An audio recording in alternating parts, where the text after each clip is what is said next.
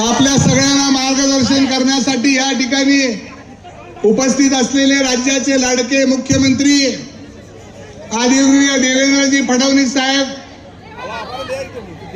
आपल्या जिल्ह्याचे पालकमंत्री आणि ज्यांच्या नेतृत्वाखाली संबंध जिल्ह्यामध्ये आज एक चांगली आघाडी ज्यांनी निर्माण केली ते आदरणीय जयाभाऊ, या ठिकाणी उपस्थित असलेले आपले माजी खासदार आदरणीय निंबाळकर साहेब, राज्याचे मुलुक मैदानी तोप आणि जतचे आमदार आमचे सहकारी सन्माननीय गोपीचंदजी पडळकर साहेब, या ठिकाणी उपस्थित असलेले आपल्या तालुक्याचे तरुण आमदार आणि माझे ज्येष्ठ सहकारी सन्माननीय बाबासाहेब देशमुख, या ठिकाणी उपस्थित असलेले मंगळवेढा तालुक्याचे आमदार माझे मित्र सन्माननीय अवताडे साहेब, ज्यांना मी दैवत मानलं ते आदरणीय परिचारक साहेबांचे कुटुंब प्रमुख माजी आमदार सन्माननीय या ठिकाणी उपस्थित असलेले परिचारक साहेब, आपल्या नगरपालिकेचे ज्यांना आपण नगरपालिकेचे नगराध्यक्ष पदाची उमेदवारी दिली ते आपले शेलार मामा सन्माननीय मारुती आबा बनकर,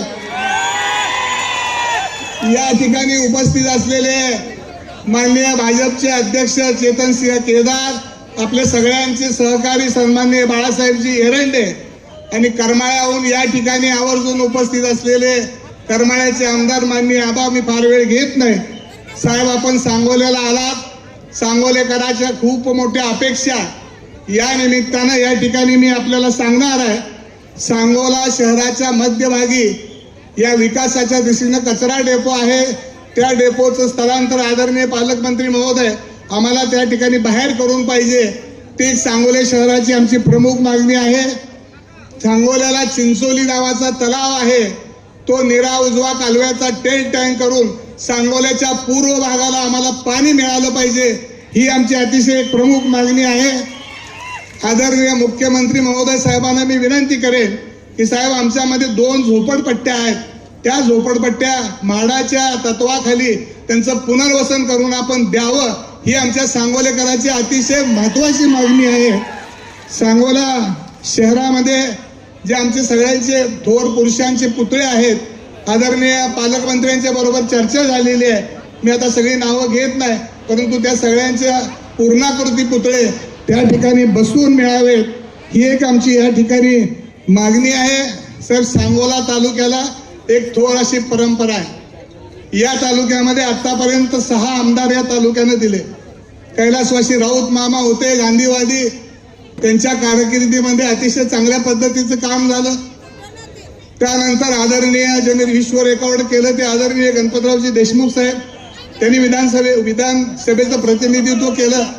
माझे वडील कैलासवासी आमदार काकासाहेब साळुंके पाटील यांना एक वेळ निवडून दिलं, त्यांनी प्रतिनिधित्व केलं, आमदार असतानाच ते एक्सपायर झाले।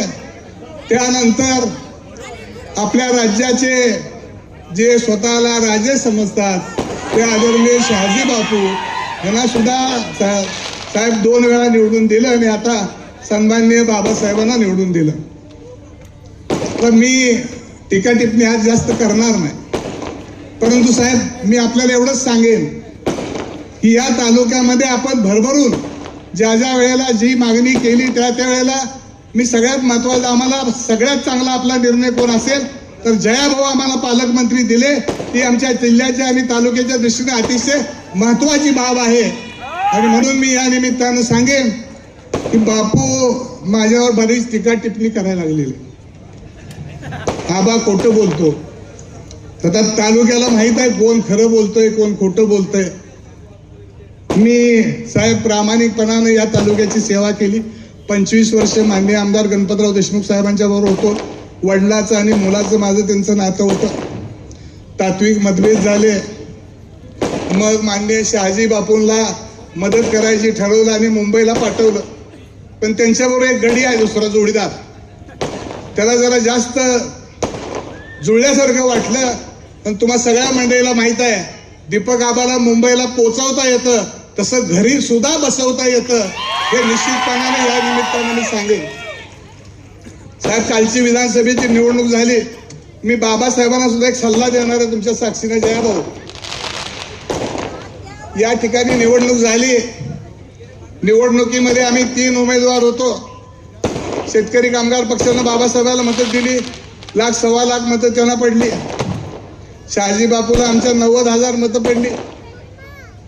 त्यांचं काय बजेट ते दोघालाच माहिती. पण साहेब, या तालुक्यातल्या जनतेनं मला वर्गणी करून उभा केलं. 52,000 मतं मला पडली. बाबासाहेब, तुम्ही निवडून आला, परंतु मी उमेदवार होतो म्हणून तुम्ही निवडून आला. आता इथनं पुढं जसं आबासाहेब सल्ला घेत होते तसा माझा सल्ला घेत जावा. माझ्यापेक्षा देवाभाऊचा सल्ला घेत जावा. एवढंच या निमित्तानं मी आपल्याला सांगेन.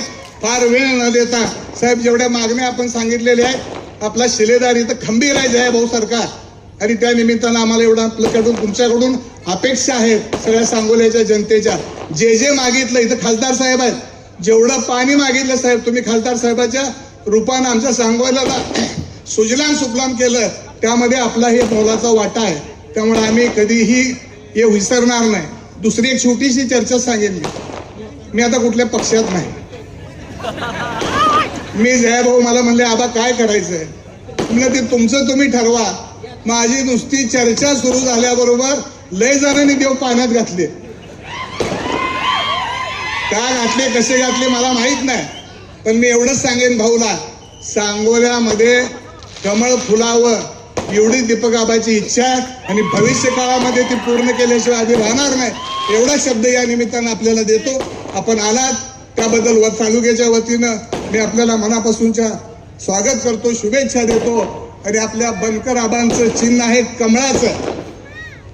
तर काय झालं साहेब, सारखं ते नगरविकास खातं, नगरविकास खातं, नगरविकास कसलं खातं आहे भाऊ सांगा तरी आम्हाला. त्याच्या जेवढच कालवा चाललाय त्या नगरविकास खात्याच्या. माझा एक अनिल मोठे नावाचा आहे का कोण आपला जिल्हा परिषद सदस्य साहेब, माझा एक अनिल मोठे नावाचा जिल्हा परिषदचा सदस्य आहे, धनगर समाजाचा. मी त्याला घरातनं आणलं, उभा केलं, सभापती केलं. त्या पाणी पुरवठ्याच्या कामामध्ये त्याला गुंतवलं आणि त्याला काय सांगितलं की तू जर काल शिंदे साहेबाच्या कार्यक्रमात प्रवेश आमच्यात नाही केला तर मग तुझं काम होऊ देणार नाही. त्याला मी एकच सांगितलं, अरे तू असल्या भानगडीत पडू नको.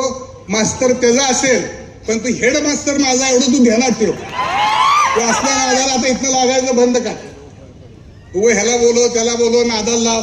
ती नादाला लावायचा धंदा या तालुक्यातनं आता बंद झालेला आहे. आणि तुम्हाला सगळ्याला माहिती आहे, 40 वर्षाच्या काळामध्ये दीपक आबा जिकडं काय अडचण, आपल्या शेलार मामासह 23च्या 23 उमेदवार आपले उभा आहेत. चिन्ह वेगळी आहेत. नगर विकास खात्याचं गबाळ भरपूर आलेलं आहे. लक्ष्मी दर्शन अजिबात सोडू नका. माफ करा साहेब, थोडस आपण जरी स्टेजवर असलं या तालुक्यातल्या आम्हाला काही गोष्टी बोलायला लागतील. तिथं बसलाय कोणतरी माहित आहे का तुम्हाला, रफिक नावाचं. ती काय तसं काय सोडू नका. पण निवडणुकीमध्ये असं मतदान करा कमळाला आणि आपल्या सगळ्याला की पुन्हा निवडणुकीची तलब झाली नाही पाहिजे. अशा पद्धतीचं मतदान आपण या ठिकाणी करावं एवढी कळकळीची विनंती करतो आणि थांबतो. आणि संध्याकाळी बापू तुमची सभा आहे ती मलाही माहिती आहे, पण उद्याचा दिवस रिकामा आहे. आज माझा नुसता ट्रेलर आहे. मला उद्या सभा घ्यायची पाळी येऊन देऊ नका एवढंच सांगतो. आणि पुन्हा एकदा सांगोला शहरातून एकदा कमळ आपल्या मुंबईला जाऊ द्या अशी आपल्याला आग्रहाची विनंती करतो. आणि 23च्या 23 उमेदवाराला आपण विजयी करावं ही विनंती करतो आणि थांबतो. धन्यवाद. जय हिंद, जय श्रीराम.